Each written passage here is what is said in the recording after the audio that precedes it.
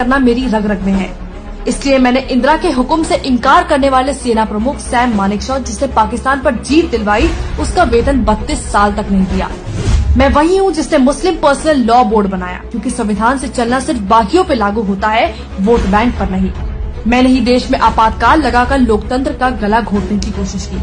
वो मैं ही थी जिसने संविधान में धर्मनिरपेक्ष शब्द को डाला, लेकिन फिर भी हज सब्सिडी देने में कतराई नहीं, और आज भी उसका दुरुपयोग करने में मुझे कोई शर्म नहीं है। वो मैं ही थी जिसने 30,000 से भी ज्यादा सिखों को बेरहमी से कत्लेआम करवाया और उनके गुनहगारों को बचाए रखा।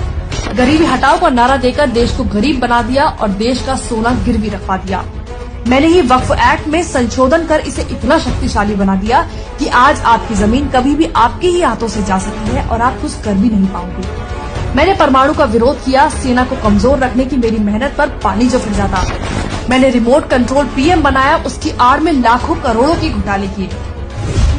देश में पाकिस्तानी आतंकियों ने 3 दिन तक कहर मचाया, लेकिन इल्जाम लगने से बचने के लिए मैंने आरएसएस को अपना टारगेट बनाया और हिंदू आतंक को जन्म दिया।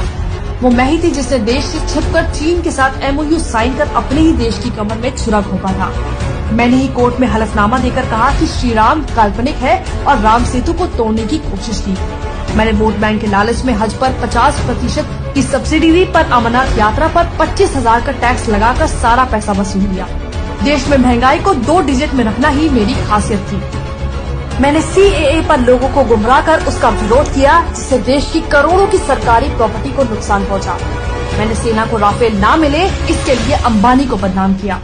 मुझे अपने अस्तित्व को बचाने के लिए चुनाव का ढोंग करना पड़ रहा है, क्योंकि कुछ लोगों को परिवारवाद पसंद नहीं। मैं कांग्रेस हूँ, मुझे नफरत है इस देश से, इस देश के हिंदुओं से। इसलिए मैं चाहती हूँ कि मुझे सत्ता में एक और मौका मिले, ताकि मैं हिंदुओं का इस देश से पूरी तरह विनाश कर पाऊँ।